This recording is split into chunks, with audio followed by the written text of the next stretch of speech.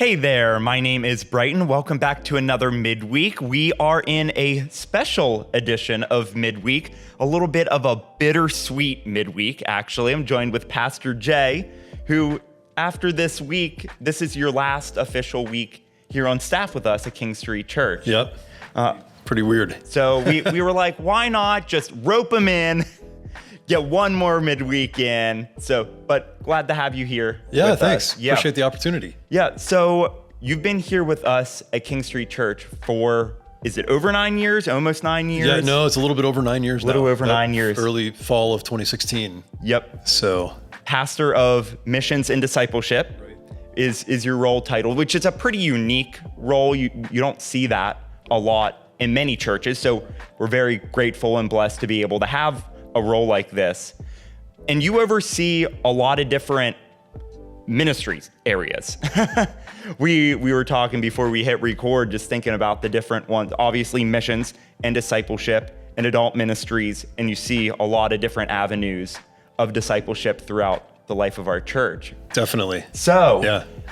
In all of that, in all of the 9 years, are different highlight things, different things that stand out through the life of the church that you've been able to see here? Yeah, I can't believe that I've been here 9 years, actually. It's gone by very quickly. Mm-hmm. And I like to think I haven't really changed that much, although I'm sure I have.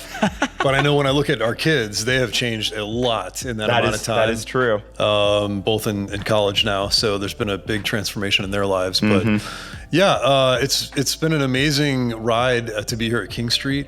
And just thinking back about some of the things that I've seen, and of course in the position that I'm in, as you mentioned, get to see a lot of the inner workings of the church and the programs of the church, and not only adult discipleship, which was one of my areas of focus, but how all those things get interwoven within the entire structure of the church and how it fits in with everything. So, I think something that stands out to me just from the discipleship side of things is just seeing how people function in community here at King Street. And that has been really refreshing. And even several years ago when we went through the vision process, and part of that was a survey and then hearing from people from our pastoral team and kind of collecting input and feedback on that and understanding people's desire for deeper community with each other and community that is centered around the Word. Yeah. And I think that's been a real theme here at King Street. The Sunday school program, the adult Sunday classes, is just people would call that traditional or legacy, but it's really an amazing legacy. And it's striking, I think, for anybody that comes to the church here. And those classes have been a place of tremendous community for a lot of our longtime members and attenders. Yeah. Yep. Certainly, and some of those classes, as you know, they date back many, many years, decades. But they've also been a place where many new people have been able to land and find community on coming to King Street. And of course, the key for a pretty large church like King Street is being able to break down levels of community so that newer people are able to find their own home within the bigger church and plug into that. But that structure and legacy of Sunday school classes and the community that's brought to King Street is something that has been pretty marvelous to witness and to be a part of, for sure. Yeah. Anything else that, I guess, more intentionally thinking about any special events or initiatives or any, I don't know, like more outreaching form of discipleship that comes to mind when you think back on your time in the last 9 years? Yeah, I think, when we started the push to form some small groups that we called L3 groups. Yes. Which is, again, there's all kinds of L's people come up with, but it's love and practice community, to learn, to study the Word together, and to launch, which was really the idea of find your shape the way that God has made you, the gifts that He's given you, and try to understand what calling has He put on your life, and then within your group encourage each other in those things. So love and learn and launch together. Yep. But we saw a tremendous response to that.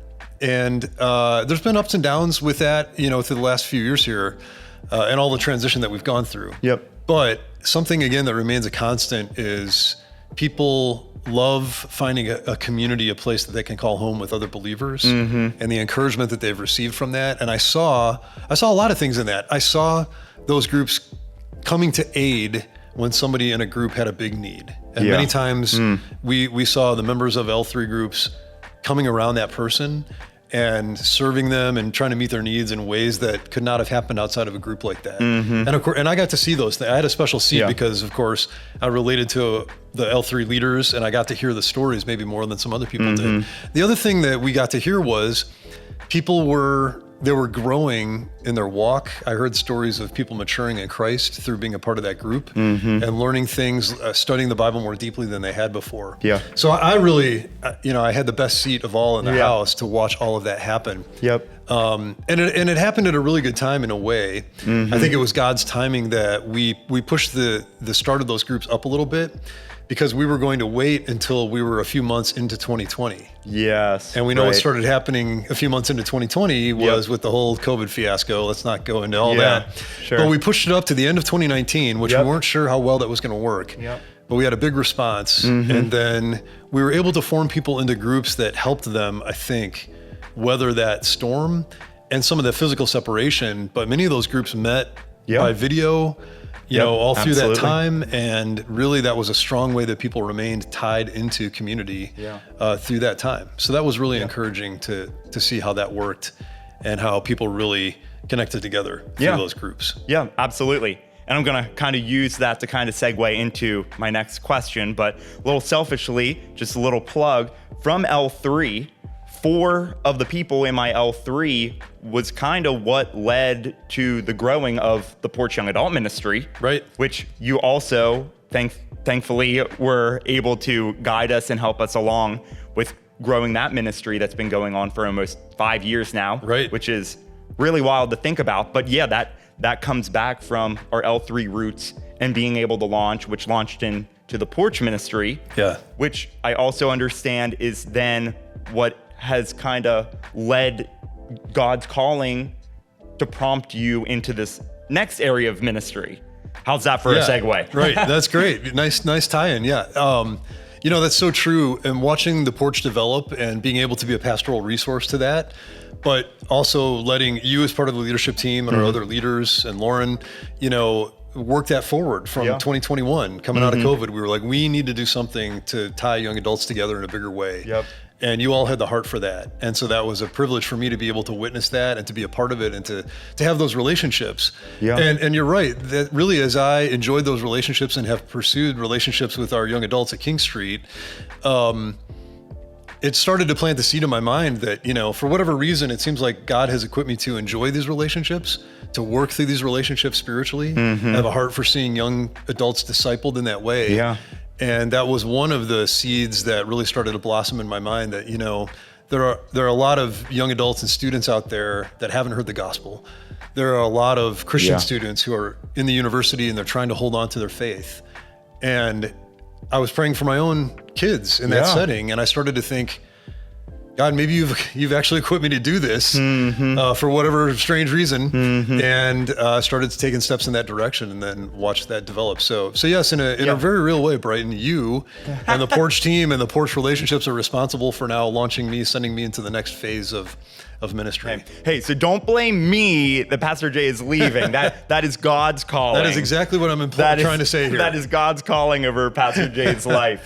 So do you just want to take a brief opportunity for those that may be watching with us that are just curious as to what this next step, what you're excited for in this next area? Yeah, thanks. And I've had so many opportunities in the last few weeks, to talk to many of you and to share through the life of the church about what's going to be happening. But basically, God has called me to this ministry, campus ministry called Ratio Christi, which is Latin for the reason of Christ. And there we go. I'm still wrestling with, is the Latin name, is that a good idea or a bad idea? Because people have to ask 3 times about the name. So maybe it's not all bad. Maybe it sticks. Right, exactly.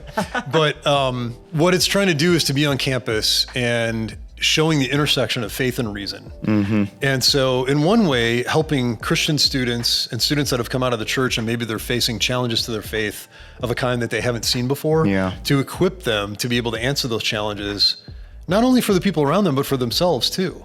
And to say, I've never heard these challenges about the Bible, its reliability, about the claims of Jesus, about religion in general, about the existence of God. I've never grappled with these things. And so part of my role will be to help Christian students be able to wrestle with those things and to see that our faith is actually grounded on a very solid platform of reason. Yeah. There's an extension of faith that goes beyond reason, but I would say faith is not blind. Faith is actually based on some very real experience and some very real evidence. And the more you look at that and you look at evidence for the Bible and you look at the reason to believe in the existence of God that's all around us, and you understand those things more deeply, it strengthens, it solidifies the faith. But the other very important thing that I'm excited about is being able to bring the gospel on campus to students, hopefully faculty as well, who are anywhere on the spectrum from seekers to skeptics.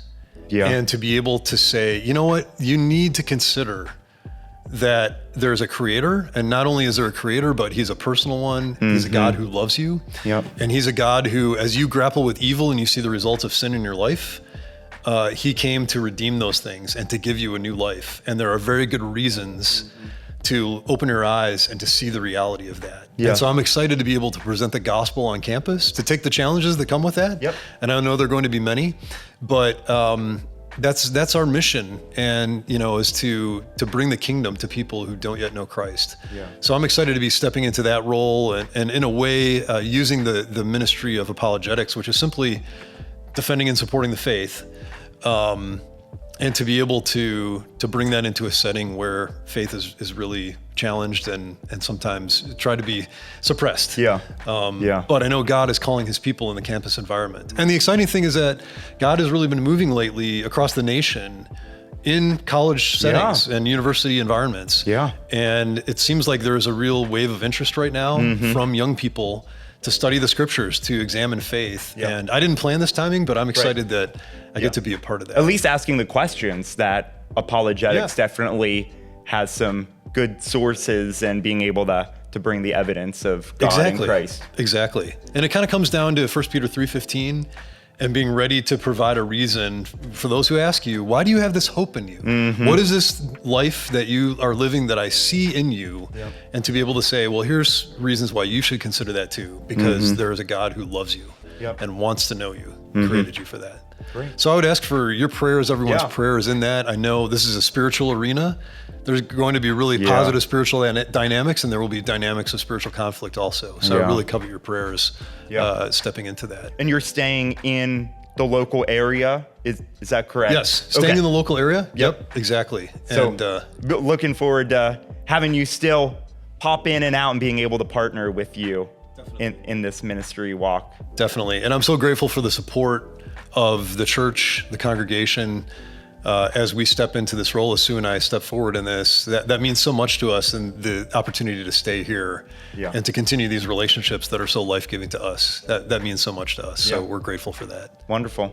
Well, Pastor Jay, thanks so much. Thanks for being able to spend a few minutes here, just being able to reminisce and think and pray for you as you go forward into this next ministry area that God's been calling you to. Thank you. Appreciate the opportunity. I'm sure we could go on for a long time about we could, all the good things that we've seen God do just in these 9 years. Yeah.